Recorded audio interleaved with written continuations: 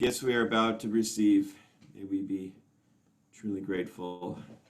Thank you for Shabbat, everyone. We need it. Shabbat Shalom, everyone. Shabbat Shalom. Wonderful to see you all. Welcome. In the moments here before our Shabbat begins, we'd love to do some singing with you.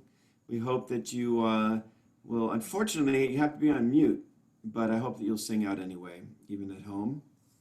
Thought we would begin with an opportunity to call to mind the text that started it all from Torah, Ki Eshmera Shabbat El Yishmereni. We say that it is our obligation, our gift, to celebrate the Shabbat, to guard the Shabbat. Odhi le'ol me'ad. For Shabbat is a sign forever between God and ourselves. Ki eshmera Shabbat el yishmereni. Ki eshmera Shabbat el yishmereni. Odhi leo me'ad Beno beni, odhi leo me'ad, beno beni. Yeshmera Shabbat el yishmereni. Yeshmera Shabbat el yishmereni.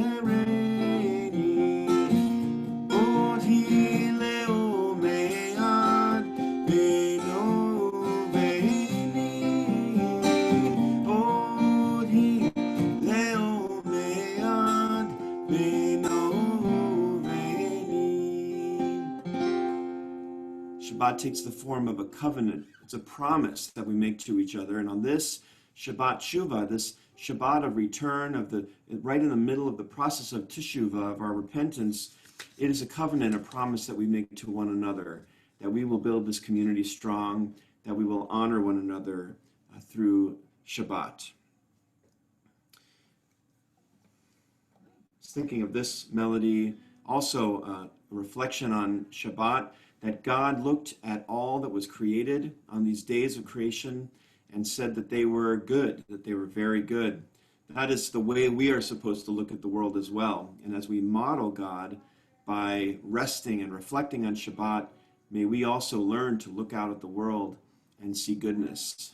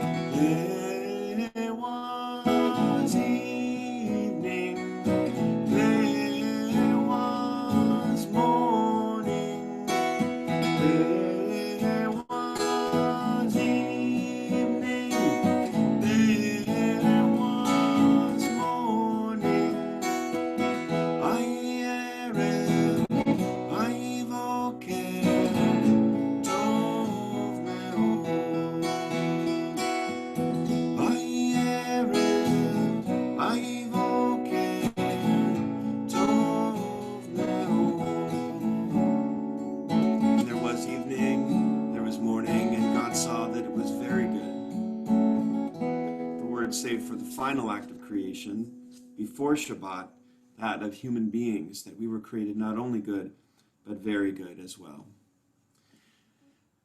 Something perhaps a bit more participatory that will allow you to sing, even if you've never heard it before, a nigun, a melody with no words, although we'll add Shabbat Shalom into this one.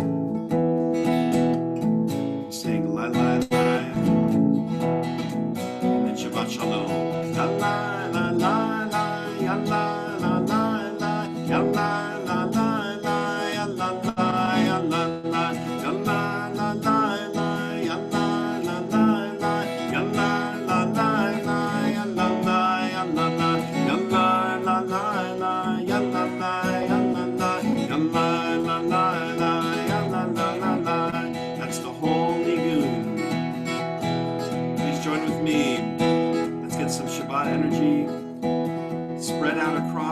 consume spaces into our homes. Yalla, la, la, la, yalla, la, la, la, yalla, la, la, la, yalla, la, yalla, la, yalla, la, la, la, yalla, la, la, la, yalla, la, la, la, yalla, la, yalla, la, yalla, la, la, la, yalla, la, yalla, la, yalla, la, la, la, yalla, la, la, la. And we're going to sing Shabbat Shalom. Shabbat Shalom. Shabbat Shalom. Shabbat Shalom. Shabbat Shalom. Yalla la la la, yalla la la la, yalla la la la, yalla la, yalla la, yalla la la la, yalla la la la, yalla la la la, yalla la, yalla la, yalla la la la, yalla la, yalla la, yalla la la la, yalla la la la. Shabbat Shalom. Shabbat Shalom. Shabbat Shalom.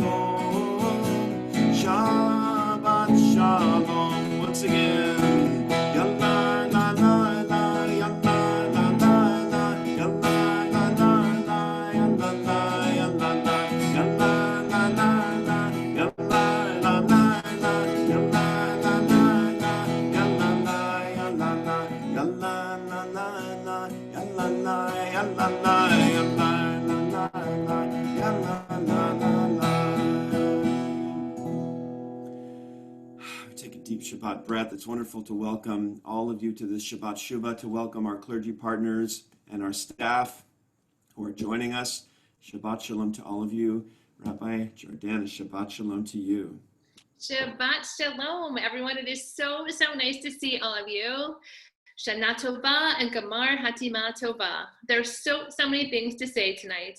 In addition to Shabbat, we are wishing you and your families a happy, healthy, and sweet new year, and hoping that we will all be sealed for goodness. I want to say a special hello to my colleagues who I have spent so many hours with this week as we're preparing for Yom Kippur, and to Dan Zillian, our executive director, to Stephanie Shapiro, our coordinator of learning experiences, and to Matt Hastings, our youth engagement coordinator. Thank you guys all for being here and helping us for making the Shabbat to run so smoothly.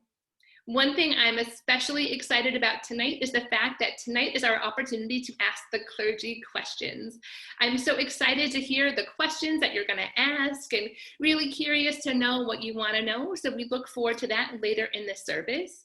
But if you want to go ahead and start thinking about your questions now, after Mishya Barak, you will have the opportunity to write them into the chats or to send them privately to Rabbi Roxanne, who will be coordinating that part of the evening.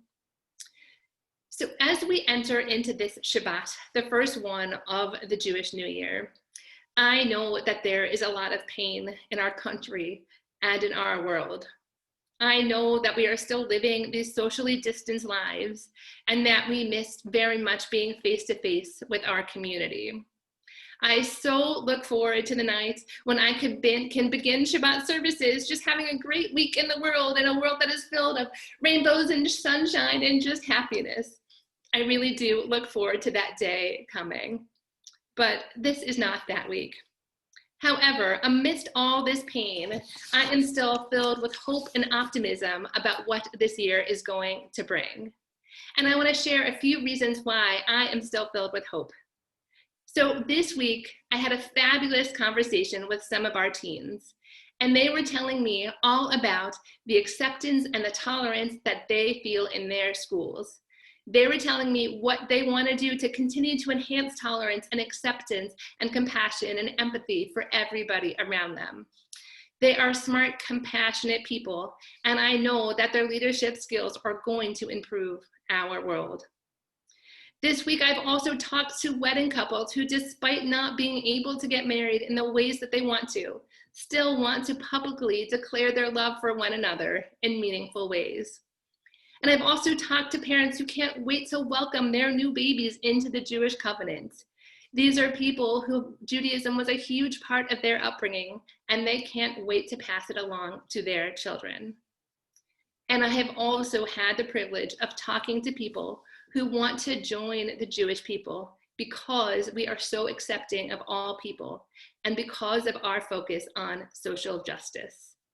Yes, there is a lot of work to do in our world, but each Shabbat can be a small glimpse of the world to come, the world that we hope to live in. So hopefully this Shabbat and this new year, we can move ever closer to creating that world, our society, our world that we really hope and know that we can live in. So let us begin that process of creating the world we want to live in by welcoming Shabbat. I now turn this service over to my colleague, Cantor Viva, who will help us light the Shabbat candles. Thank you, Rabbi Jordana. Shabbat Shalom, everyone. Shana Tova. It's beautiful to see each and every one of you this evening. I will invite you to get your Shabbat candles ready if you have them, so we may light together. Baruch atah Adonai Eloheinu melech haolam asher kiddushanu b'mitzvotav v'tzivanu lehadlik ner shel Shabbat. May the warmth of these candles keep us going through this incredibly dramatic and heavy week for us and for all the people of Israel. Of course, on Shabbat we celebrate the sweetness together. I invite you now to raise your Kiddush cup with me. Baruch atah Adonai Eloheinu melech haolam borei peri hagafen. Baruch atah Adonai Eloheinu melech haolam asher kiddushanu b'mitzvotav v'ratzavanu v'shabbat kodsho be'ahava uvratzon inchilanu zikaron l'maaseh v'reshit ki hu yom techila lemikra kodesh zecher l'tziat Mitzrayim kivanu v'acharta ve'otanu kidashta mikol ha'amim ve'shabbat kodshecha be'ahava uvratzon hinchaltanu Baruch atah Adonai Mekadesh HaShabbat. L'chaim.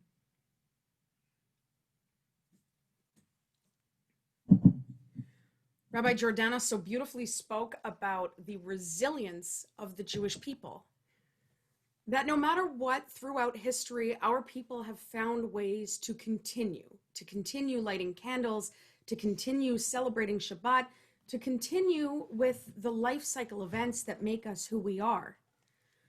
I know that each and every one of you knows that I have the opportunity to spend a lot of time with families who are on the cusp of B'nai Mitzvah. And one of the privileges I get is to speak on the phone with the families and talk about what the plan is for the service. What does B'nai Mitzvah look like in a time of COVID? I have to tell you that this week has me thinking about the idea of resilience as a people. The number of families who are saying, this is who we are, this is where our child is, and this is how we celebrate, no matter what. And I want you to know that each and every one of you also shows that resilience and exhibits that simply by choosing to log on to a Shabbat service. Our ancestors never in their wildest dreams would have thought, in fact, let's be honest, 6 months ago, we never would have thought that this would be how we would connect on Shabbat. And yet, I find myself taking such comfort in every Friday night, clicking that button and being welcomed by the warm, smiling faces of my community also celebrating Shabbat. And so while we didn't get to greet you and welcome you and say hello in the way that we would have liked to on Rosh Hashanah, we knew that you were with us every step of the way, and we hope you felt us leading not to an empty room, but rather to a room that was filled with possibility of the number of people who were able to connect with us. This time of year inevitably always has me thinking about how I grew up, and it brings back memories of spending Shabbat with my parents. And so as I plan for our melodies this evening, they bring back memories. We join together now in Lecha Dodi. I hope you will join me and sing at the top of your lungs from wherever you are. Lecha Dodi likrat kala, P'nei Shabbat nikabela. Lecha Dodi likrat kala, P'nei Shabbat nikabela. Lecha Dodi likrat kala, P'nei Shabbat nikabela. Lecha Dodi likrat kala, P'nei Shabbat nikabela. Shamor v'zachor b'dibur echad, Hishmi'anu el ha'meyuchad, Adonai echad u'shemo echad, L'shemo tiferet v'litila. Lecha Dodi likrat kala, P'nei Shabbat nikabela. Lecha Dodi likrat kala, P'nei Shabbat nikabela. Hitoreri,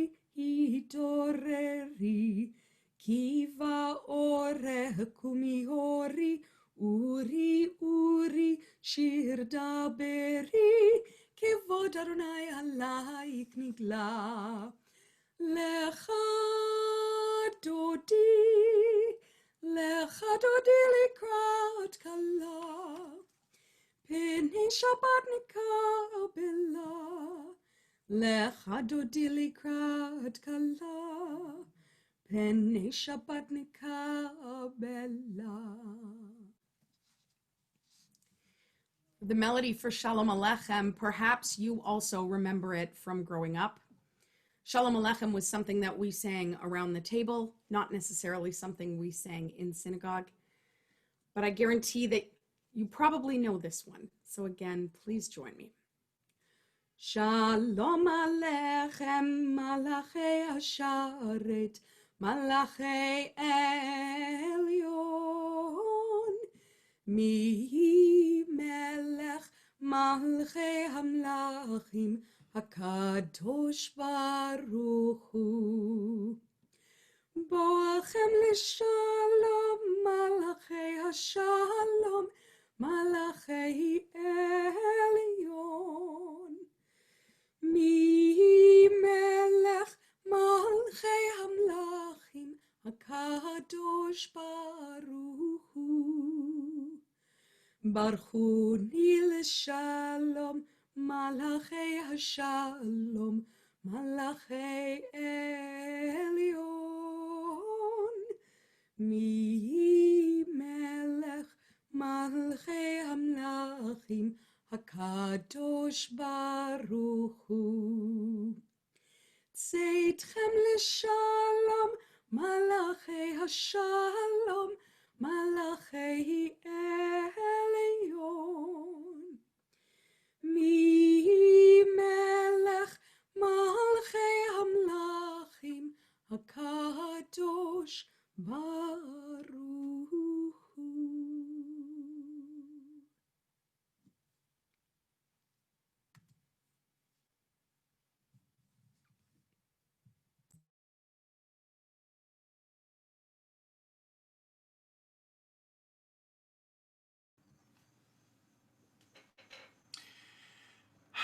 That set such a wonderful mood for our Shabbat service. Thank you so much, Cantor Aviva. We have been focusing at our services on the Shema, which is only one part of the prayer service that we normally would go through. But it is an important prayer for us to focus on, to think about. And perhaps we should be saying it each and every day. The Shema is the watchword of Jewish faith for one reason, and that is that it unites us behind one common vision of the world we live in. It speaks to the God of the past, Adonai Eloheinu, the God that we know from the Bible and from stories. It also tells us that all of those stories of the past are meaningless without looking towards the future, Adonai Echad. Not that God is the only God or that God is better than other gods, but rather that God is unifying, that God is one.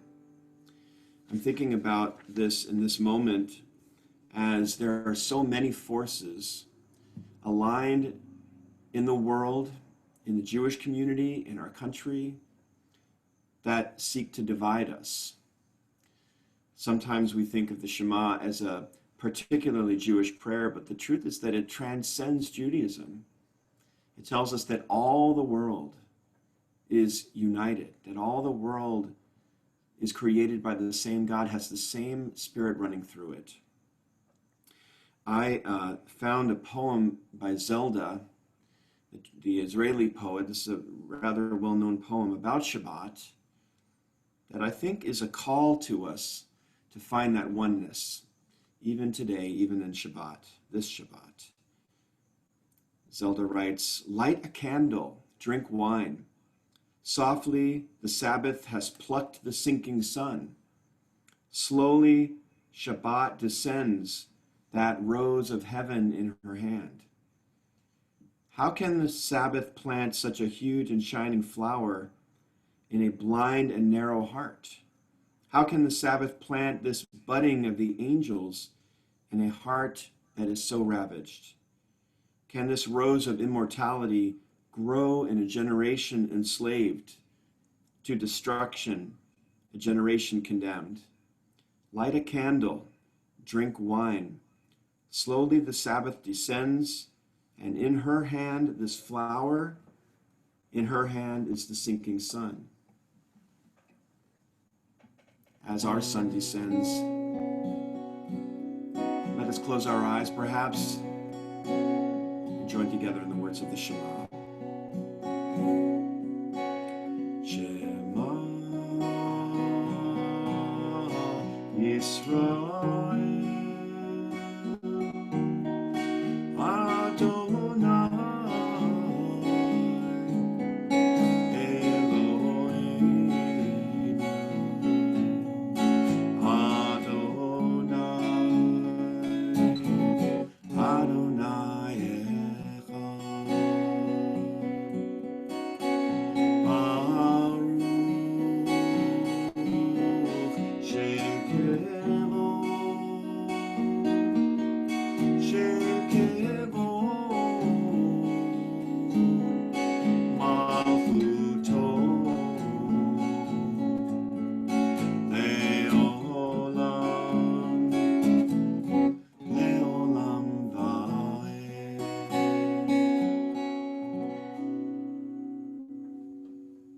Hear, O Israel, Adonai is our God, God our ancestors called to.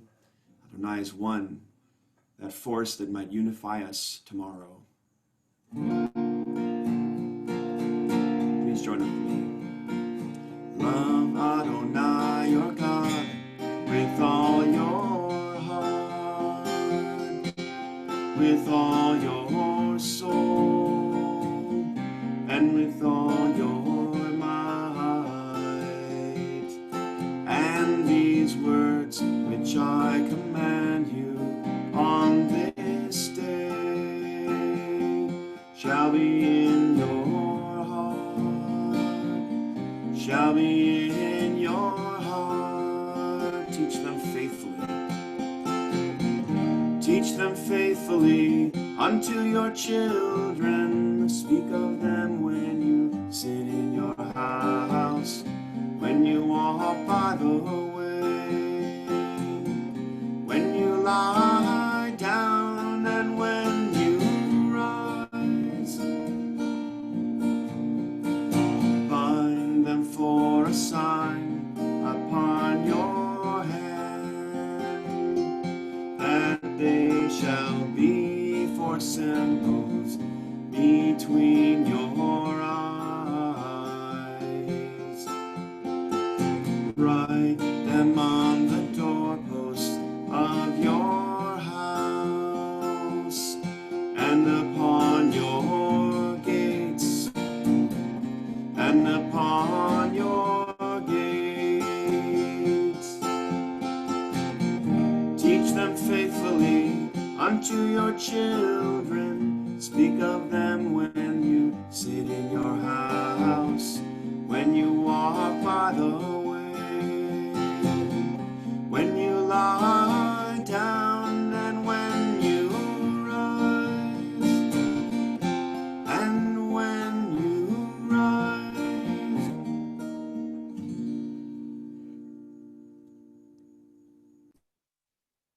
Rabbi Brett spoke so beautifully about community and how much we need community even when we are distanced, and how these Zoom services and other things really do keep us connected. So I want to share with you one of my very favorite readings from Mishkan Tefillah, which is all about the importance of community. Standing on the parted shores of history, we still believe what we were taught before ever we stood at Sinai's foot, that wherever we go is eternally Egypt, that there is a better place, a promised land, that the winding way to that promised land passes through the wilderness. And there is no way to get here from there except by joining hands, marching together. So let us continue by joining hands and marching together. Even though we are apart, we know we are still joining hands, marching together as we continue with our Mi Hamocha.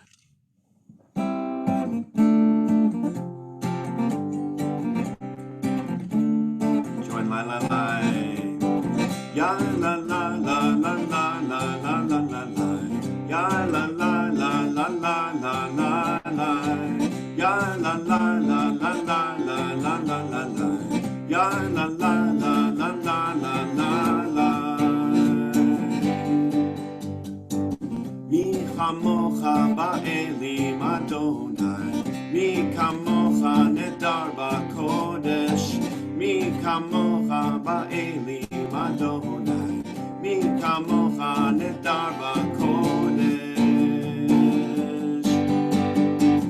Norah tehilot, oseh feleh, Norah tehilot, oseh feleh, Adonai himloch leolam va'ed. La la la with me, ya la la la la la la la la la la, ya la la la la la la la la, ya la la la la la la la la la la, ya la la la la la la la la.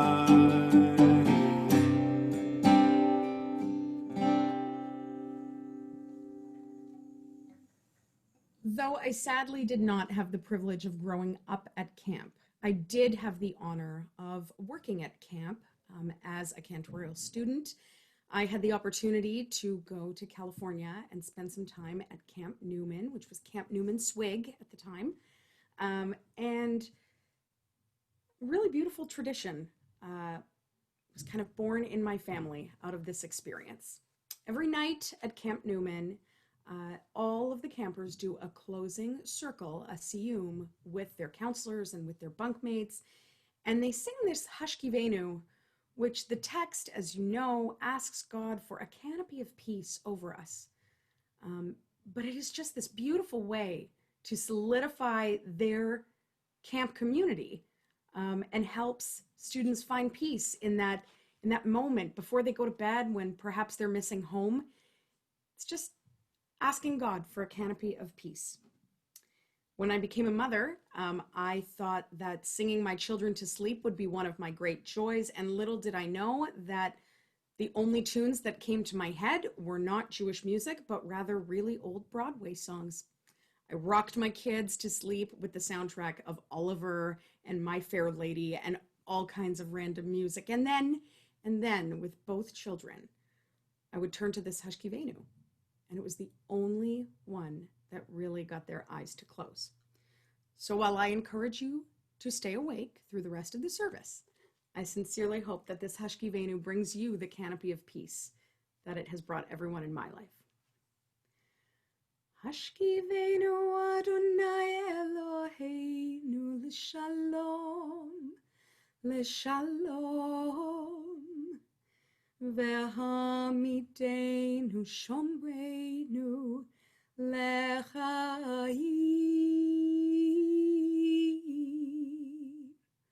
Ufros aleinu sukkot shlomecha, ufros aleinu sukkot shlomecha.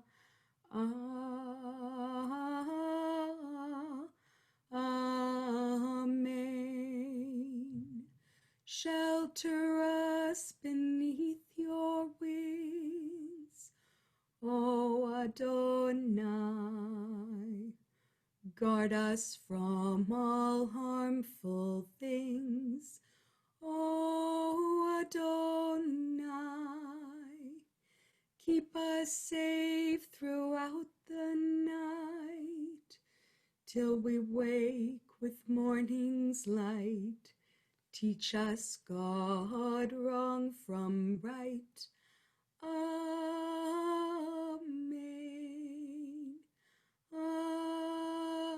Amen. Amen. Amen. Amen.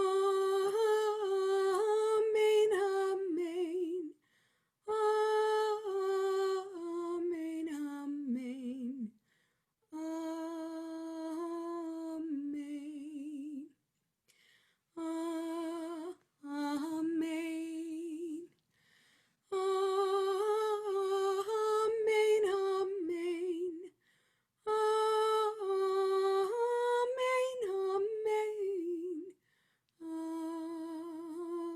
Amen.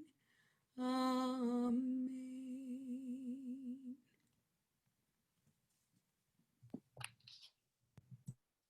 So Camp Newman is my home camp, and so I especially appreciate that melody. It is my favorite melody for the Hashkivenu.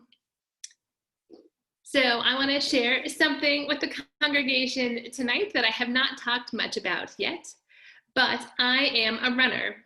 And since middle school, running has been one of my very favorite pastimes. I love the feeling when my foot pounds the pavement again and again and again. I love the way my breathing changes as I get into a run.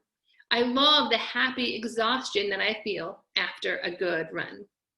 I love that when I'm running, I put all the stresses of my life out of my mind and just focus on the path in front of me.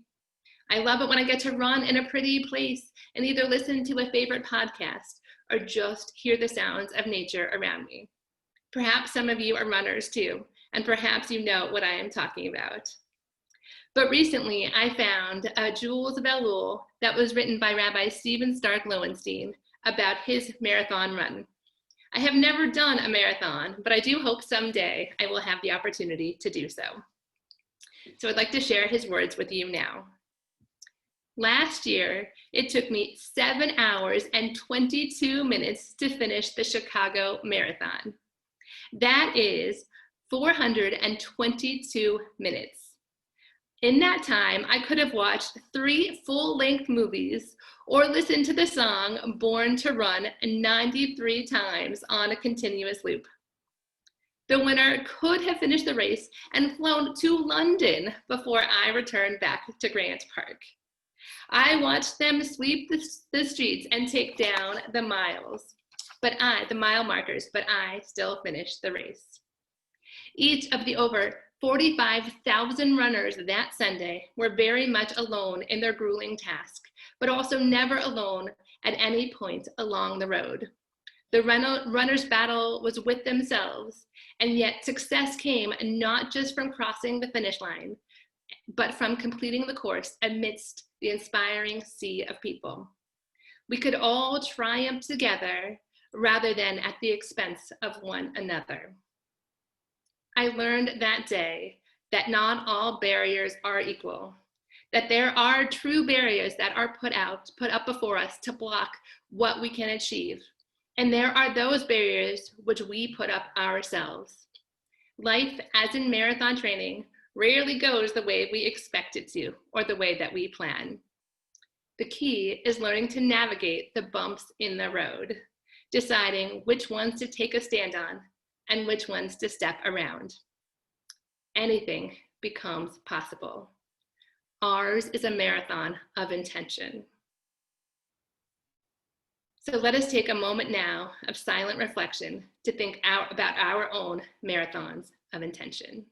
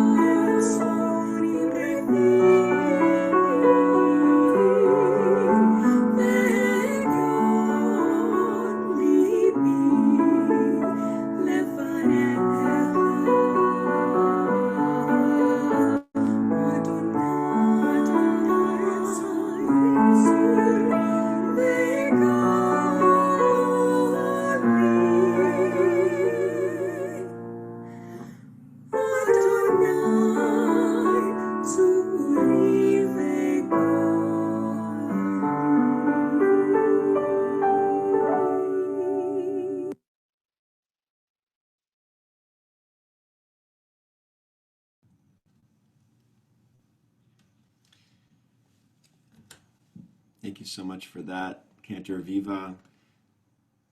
We miss the opportunity to harmonize together and with all of you. It's so wonderful to hear. Reminds us of the harmony that we seek for our world, and so many ways that the Jewish vision of the world, of that as a broken place, is so true today, and it is glaringly obvious.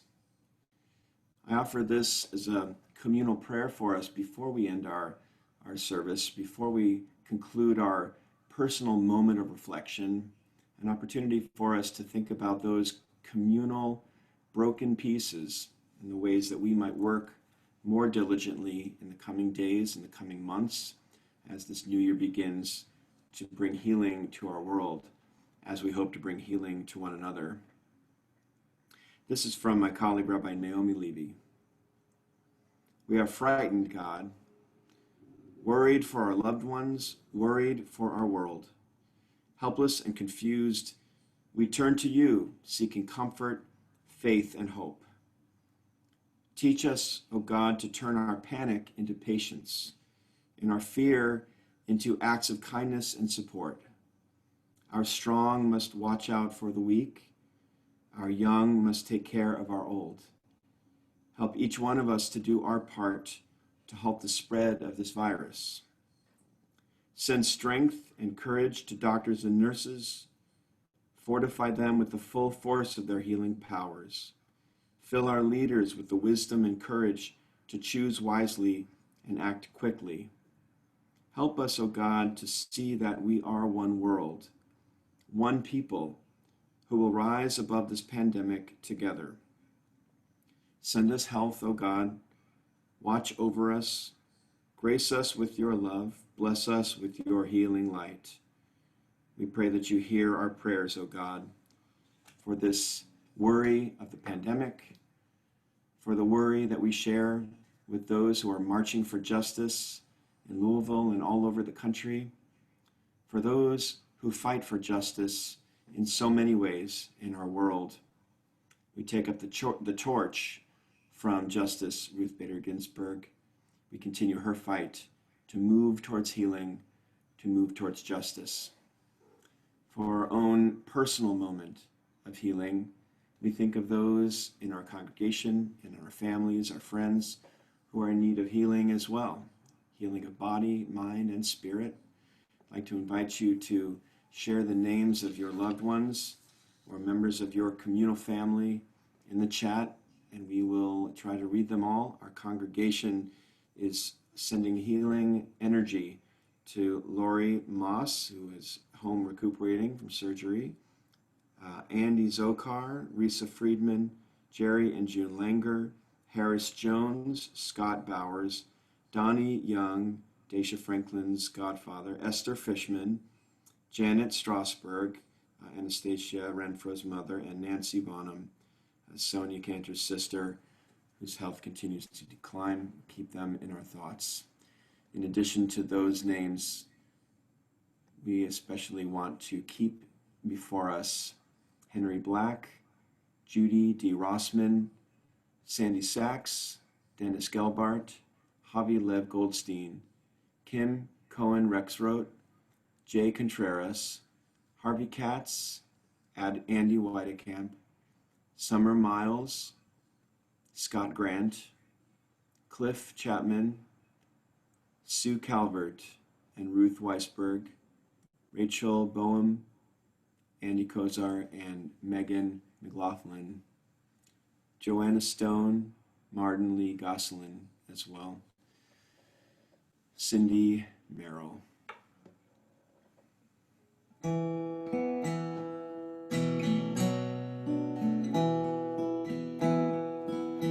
Moses saw the suffering of his sister Miriam and composed a prayer for her.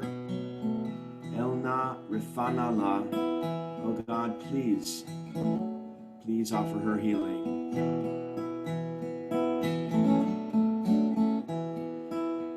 Moses cried, heal Miriam,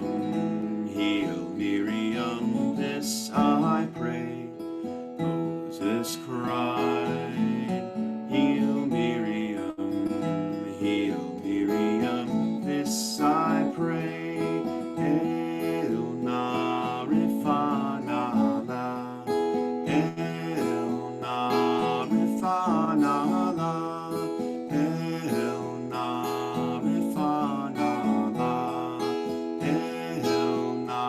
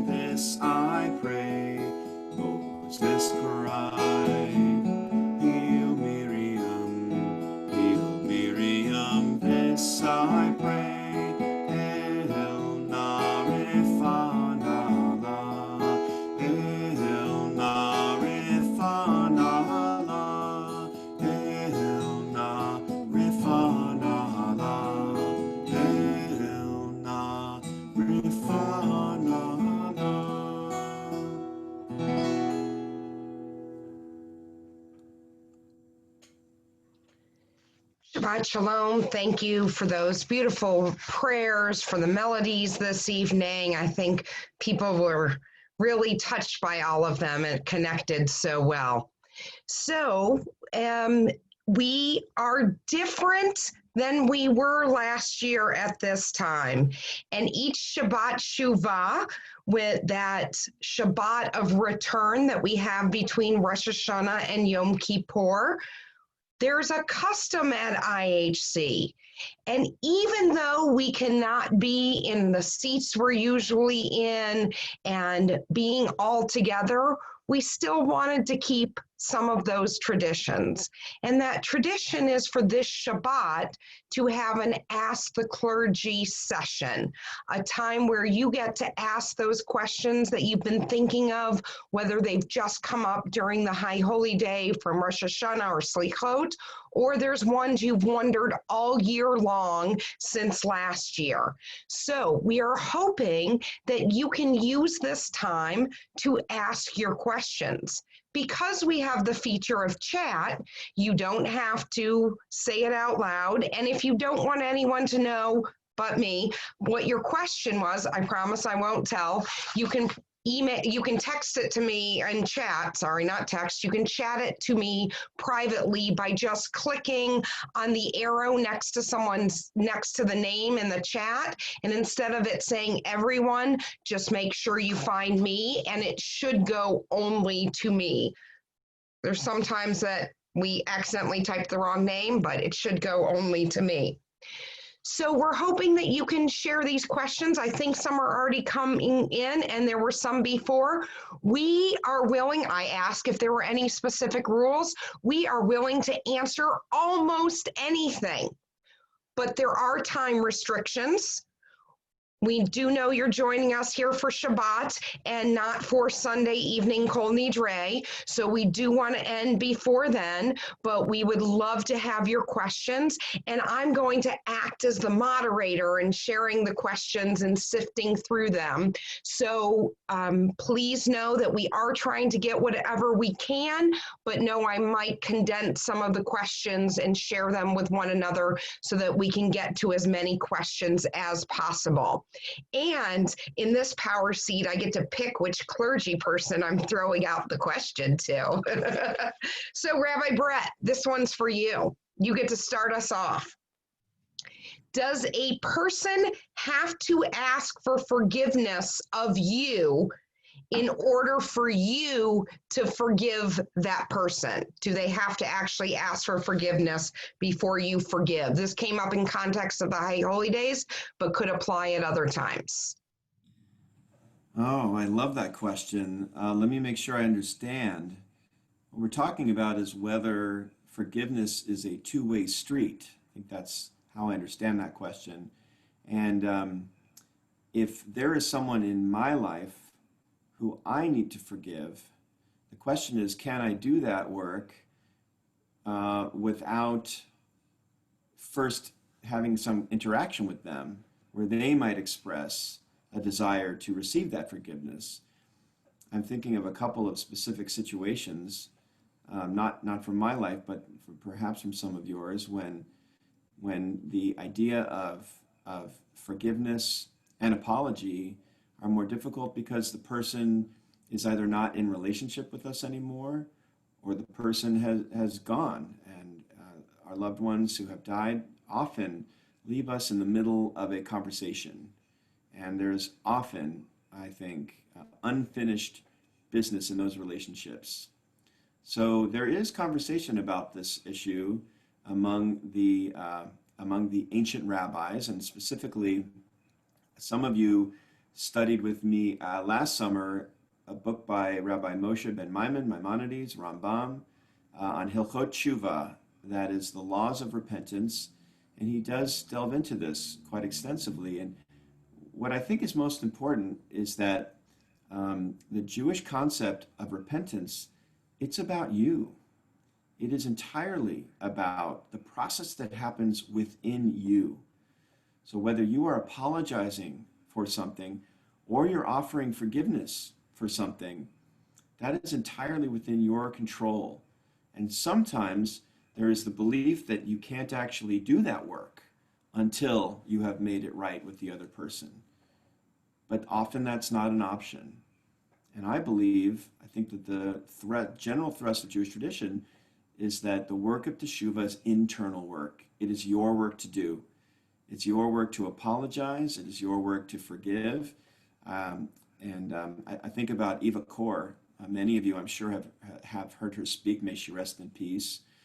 And Eva, of course, made international news because she decided it was in her best interest to forgive.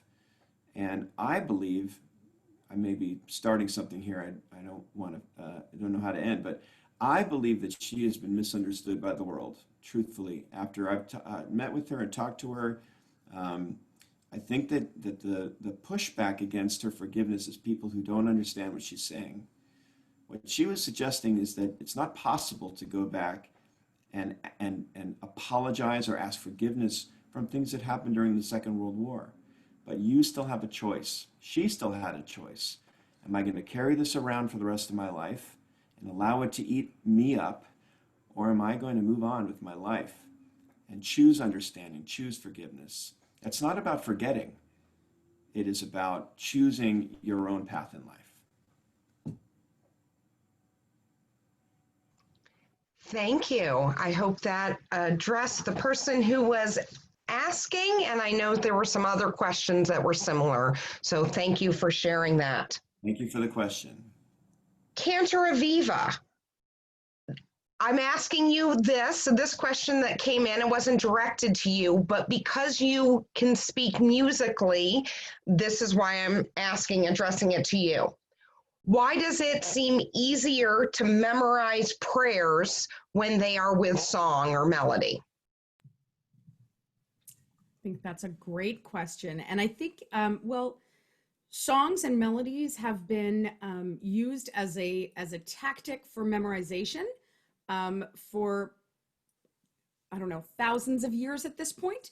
I will say that Torah trope, so the chant of the Torah, was actually only written and invented for the purpose of memorization.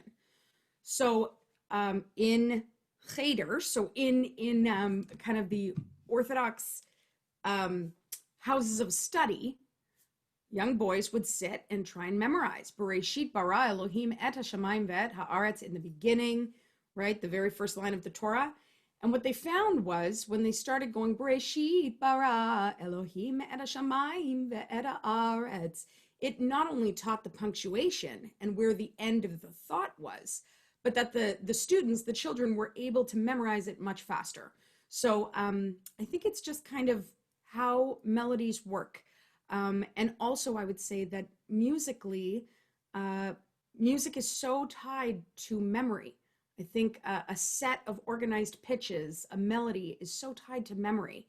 And it's easier for you to memorize the sound of the Kiddush, because the minute you hear Baruch Atah Adonai, you remember raising your glass as a child. You remember sitting beside, maybe it's you remember at your conversion celebrating and raising that glass. So I just think that music serves more purposes than we will ever know. Thank you very much. Please know that while you see some questions in the chat, I have a lot of private questions too. So I'm trying to get to all of those. And some of you are answering some of the questions there too. So, Rabbi Jordana, we have a question also going to the time of the High Holy Days and this idea of asking for forgiveness and atonement. But here's the question, looking at it ourselves. If we have done a behavior that we're either cruel to a person for reasons that we may not understand why we're responding to them in that way, and we can't work through that, how will God feel? Will God feel that we are insincere in our atonement, or will God understand that we may not understand? Ooh, that's a great question. I've never actually been asked that question before, so thank you to whoever has asked it. The way I think about it goes back to the Talmud, and the line that says that for transgressions between ourselves and God, Yom Kippur, the day of Yom Kippur atones. But for transgressions between us and other people, we have to apologize before the day can atone for us. And I love that message in that, because it's all about us apologizing to the people that we've wronged.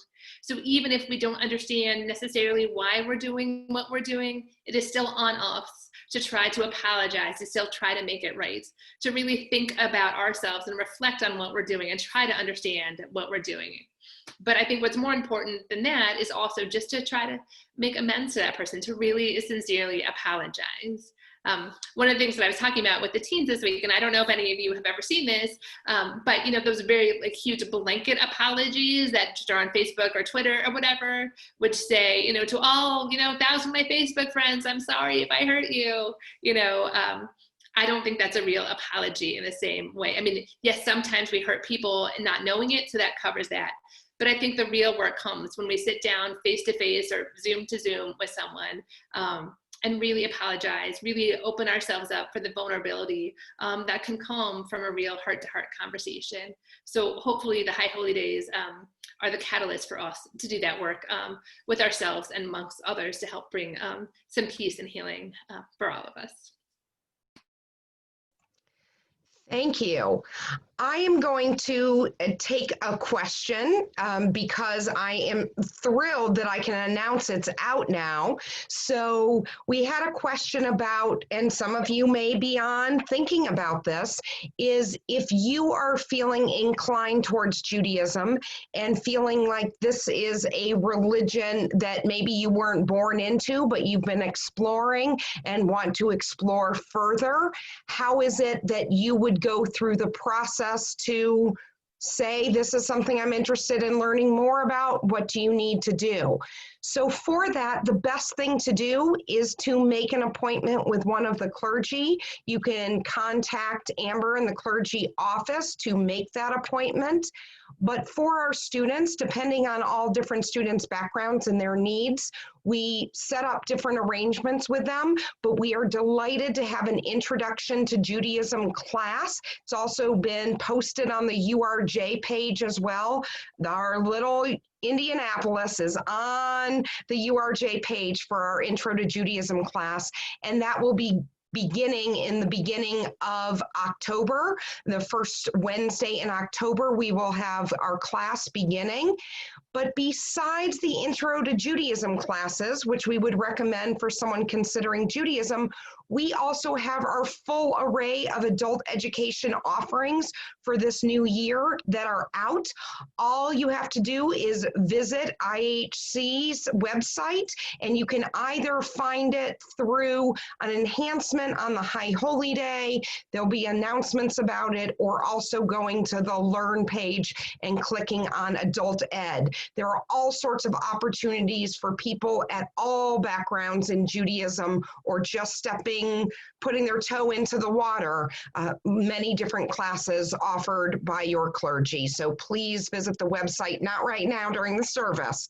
There was a question about, is it okay if I eat during the service? So you shouldn't be, going to check out adult ed classes while we're on the service, but after, please do.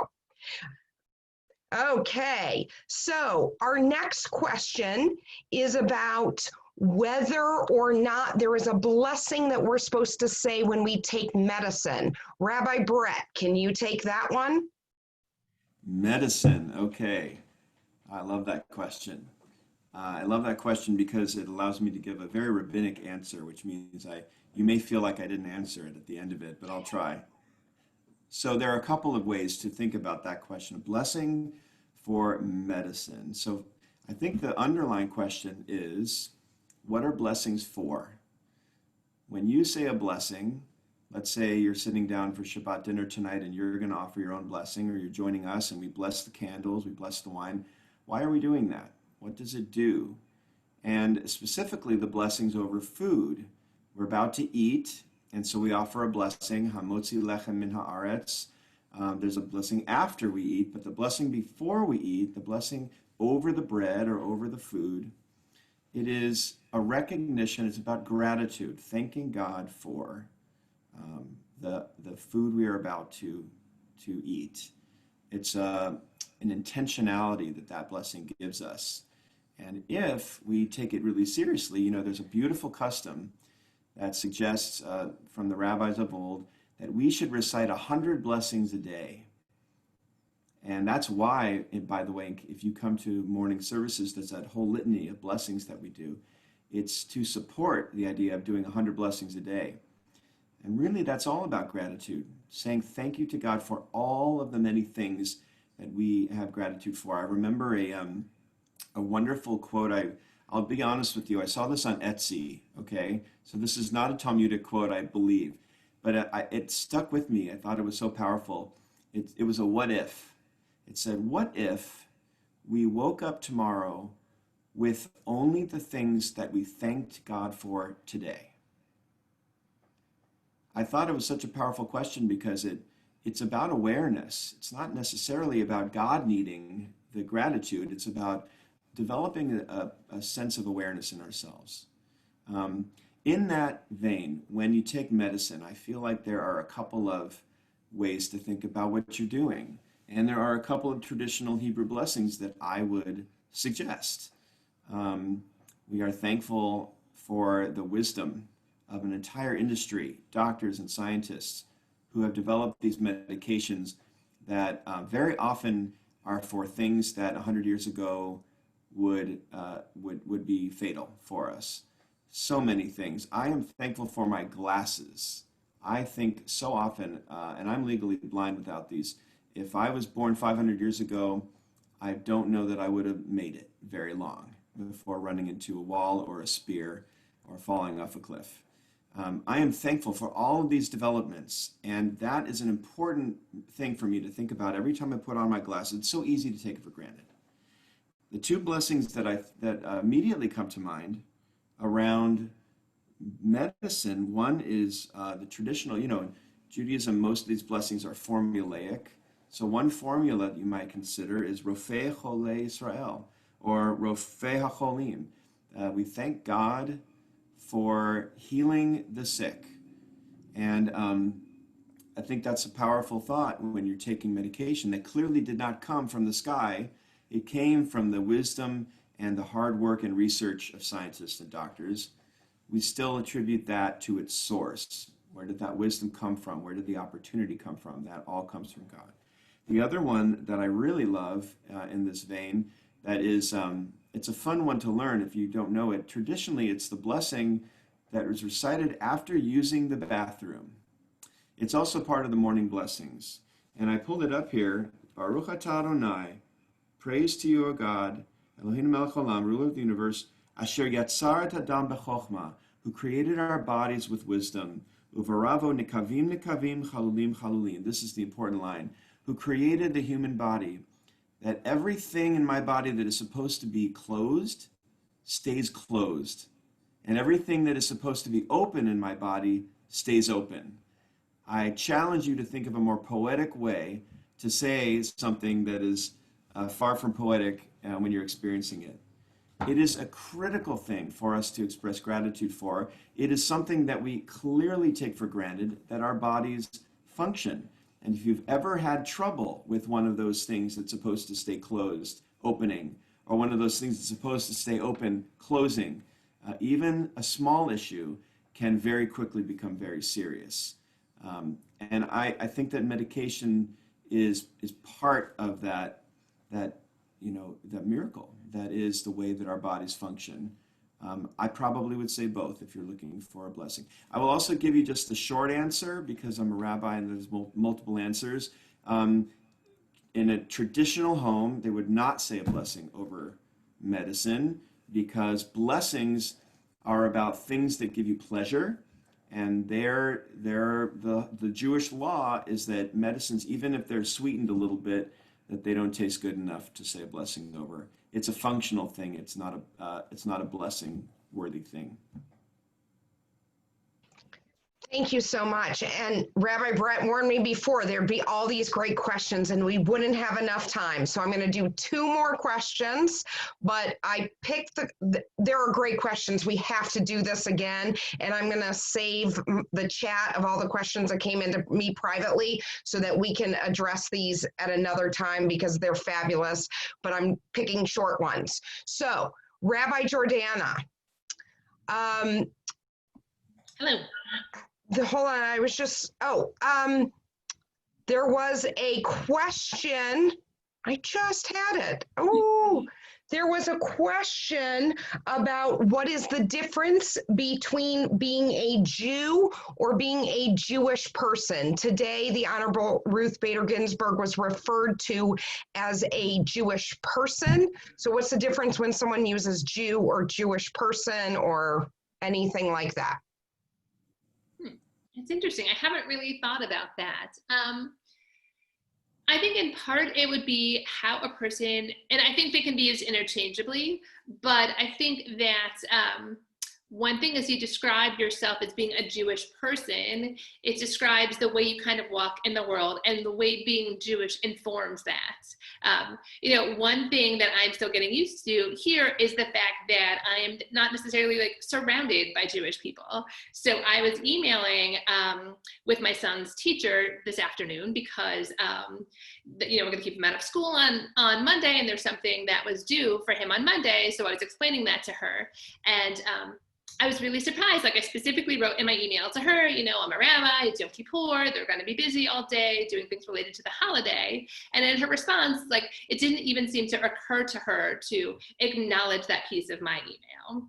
And that is not a knock on this teacher. I like her very much, but I think it's a little bit about the consciousness of it. Like she does not walk in the world necessarily thinking about Judaism and Jewish people. That's just not her world view. And coming in new to here, it's definitely a little bit surprising to me because I've always been lived in cities where there's just more of a consciousness about Jewish life, Jewish holidays, Jewish culture. So to me, I think that if you describe someone as being a Jewish person, it really does inform the way they walk in the world, the way they do things, the way they think, the way they view everything. But I do also think that being a Jew does that too. So I think it's just more about an adjective versus a noun. But I think both ways really are so central to who we are, certainly central to who I am. And I know so many of the people in this community are too, that being Judaism, Jewish or a Jewish person is core to who we are, and it informs all of the other things. So hopefully that helps to answer your question. And I'm so grateful that I can walk in the world in this lens, and grateful that you guys do as well.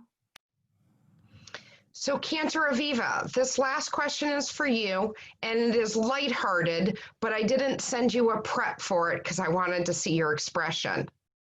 A person who shall not be named, who teaches 5th grade at IHC, asked, will the clergy create more fun videos in the sanctuary? Oh, in the sanctuary. Okay. All right. So for those of you who do not know what Rabbi Roxanne is referring to, you must look at your weekly email, because we do have a video where our clergy assistant caught us all asleep in the sanctuary. So you must check this. We're trying to be a little more lighthearted about all of this. But I will tell you that even though this content was created, the content I'm about to talk about is the taught service for Yom Kippur, even though the taught service for Yom Kippur was created with children in mind, I invite you to be kids at heart and consider watching it. The fact that we recorded in advance meant that we could add all kinds of cute sound effects. And I think really that we as clergy have to take kind of the heavy message and the weight of the world right now that is Yom Kippur in the time of a pandemic, and make it make sense to even the littlest ones among us. So we hope that we did that. We love that our videos are bringing you some joy. I can say that your clergy team, we really do enjoy one another's company. What you see is real. We are friends. And that is an incredible gift and it feels great to be able to goof around and have a good time together. And I think that perhaps between Sukkot and Simchat Torah, we'll have to do something fun. So yes, a resounding yes. There's more where that came from. And when you find yourself tired and perhaps feeling a little down or maybe just hungry on Yom Kippur, check out the Tot service. I promise it will bring a smile to your face. Thank you all so much. I wish we had more time, but we are just trying to be respectful of everyone's schedules, especially on Zoom. But I would like to turn it over now to a member of our board of directors, Mitch Katz, who has some announcements for us. There we go. On behalf of the Temple Board, I want to welcome you and wish you shalom during this Shabbat. Thanks to our clergy and our staff for this beautiful service, especially the Cantor's creative duet and the questions that everybody answered this evening. We hope everybody enjoyed our virtual Rosh Hashanah services last weekend and will join us for Yom Kippur for a full day of services and programming from Kol Nidre to Nila and Havdalah. If you'd like the schedule and you don't have it somewhere handy already, you can look it up online, ihcindy.org, going to the High Holidays page, just like we did for Rosh Hashanah. And I was told to make sure everybody keeps an eye on the weekly update as Sukkot is next, and there's a lot of happenings related to Sukkot as well. So again, everybody, Shabbat Shalom, Lashana Tova from the Board of Directors. Thank you so much, Mitch. We appreciate all you do, all of our leadership at IHC, and each of you who make IHC your home. We are grateful to all of you. As our thoughts turn now to our loved ones whom death has recently taken from us, those who have died at this season in years past, and those whom we have drawn into our hearts with our own, we are thinking this time of the Honorable Ruth Bader Ginsburg and her family. We mark the period of Shuvah, the first week following the funeral, for Leonard Lenny Rubenstein, Maxine Cohen, Franklin Frank Miroff, and we extend condolences to their families. We are in the period of Shloshim for Alan Kleinman, Arnold Vandroff, and Dorothy Strader. We are marking the yahrzeits, the anniversaries of the death of the members of our family, Gladys Abramowitz, Margie Astron, Glila Baldwin, Ruth Barish, Clara Bassler, Jeannie Bengus, Jean Block Adams, Jerome Blickman, Robert Bornstein, Harry Bernstein, Nahoma Declabaum, Adele Domont, Louis Dubin, May Elkins, Evelyn Farber, Nancy Fink, Elmer Frankel, Mary Furscott, Robert Gaberman, George Gellis, Sheldon Gininger, Sylvia Goldberg, Louis Goldstein, Lauren Goodman, Ethel Gottfried, Abraham Greenberger, Elaine Green, Michael Greenwald, Marjan Halberstadt, Shirley Halpern Manspach, Sarah Herman, Judith Jaffe, Maurice Kaufman, Martin Kochman, Kenneth Leeds, Alvin Levy, Robert Lind, Claire Lisker, Hyman Loganovsky, John Magazine, Tilden Mendelson, Rebecca Newman, Emma Romer, Celia Rawson, Hugo Schneider, Jacob Schwartz, Phyllis Shane Scheisinger, Ann Shapiro, Louis Silver, Robert Smallback, Esther Stein, Edward Semple, Betty Trockman, Cornelia Vogel, Heinrich Vogel, Marta Vogel, Maximilian Vogel. We are also remembering Sherry Simon Greenberg, Katie Woody, Lillian Coleman, Arthur Boren, Sam Cobrin. The thoughts of all of these individuals are with us as we join together in the words of Kaddish Yatom, the Mourner's Kaddish. Yitkadal v'yitkadash shemei rabbah, bi'alma divrach yirtei v'yalmich malchutei, v'chayechon uv'yomechon, uv'chayei d'chol beit Yisrael, ba'agala v'zman kariv v'imru amen. Yehei shmei rabbah mivorach le'olam omei amaya, yitbarach v'yishtabach v'yitpa'ar v'yitroman v'yitnaseh, v'yitadar v'yitaleh v'yitalal shemed kudsha brechu, le'ela min kol birchata v'shirata, tushbachata v'nechemata, da'amiran b'alma v'imru amen.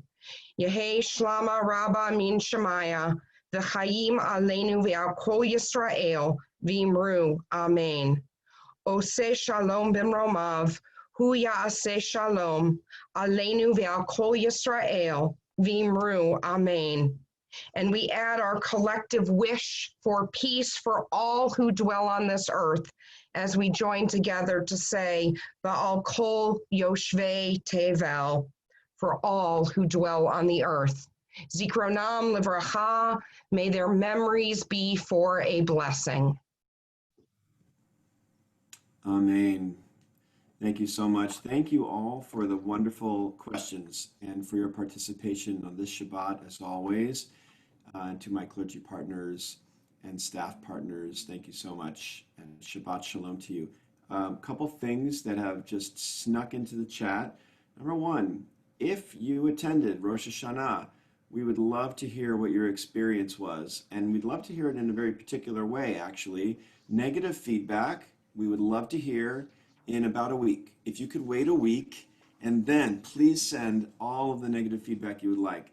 But positive feedback, we'd love it right away.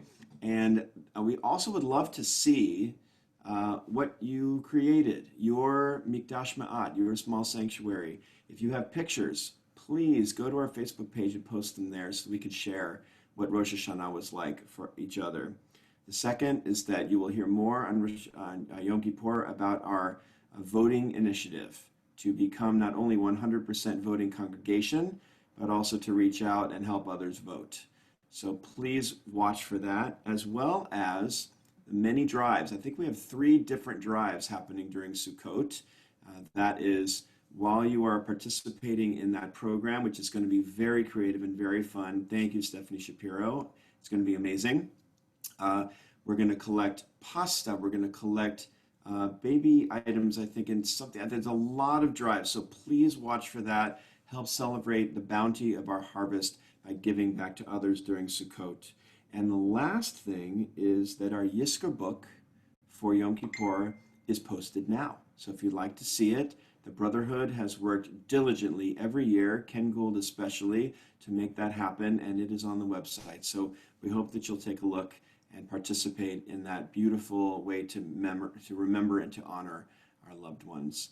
Let us remember the source of all of our joy, and even the Shabbat. In Torah, we sing Baruch Atah Adonai Eloheinu melech haolam, asher kidshanu b'mitzvotav, v'tzivanu la'asok b'divrei Torah. Thank you, God, for this opportunity to engage in words of Torah. Baruch Atah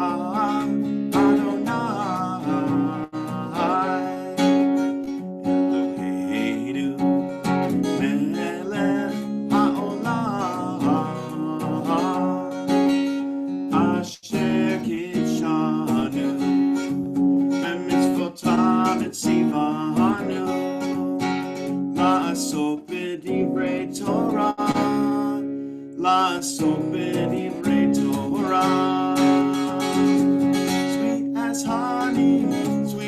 as honey, sweet as honey on our tongue. Sweet as honey, sweet as honey, sweet as honey on our tongue. Once more, sing that with me. Sweet as honey, sweet as honey, sweet as honey on our tongue. Sweet as honey, sweet as honey, sweet as honey on our tongue. Cantor Aviva. Hello there, Jim. Hello there, Sophia and Benjamin. Shabbat shalom to all of you. Shabbat shalom. Shabbat shalom. We hope that you have a beautiful challah in your home, whether it is round or not. Ours is braided. It's not round at this time, but it is braided. There's our challah. I know we're going to bless it together. We take it as an opportunity to bless our children also. Please join us. Baruch atah Adonai Eloheinu melech haolam hamotzi lechem min haaretz. Amen. We miss you. It's wonderful to see your faces. Shabbat shalom, Shana Tova, and for Yom Kippur, Gemar Chatima Tova. May 5781 be a healthy and happy year for all of us. Shabbat shalom. Shabbat shalom. Shabbat shalom. Shabbat shalom. Shabbat shalom. Andrea and Charlotte. I'm about to leave. Andy. Thank you for this beautiful challah. Shabbat shalom. No, I'm muted. Shabbat Shalom from New Jersey. Shalom, everybody. Shalom. Leave. Shabbat shalom. Shalom. Shabbat shalom. Betsy. Hi. Bye. Shalom. Betsy. Mexico. Hi. Shalom from New Mexico. Shabbat shalom. Happy New Year. Shana Tova. Bye, guys.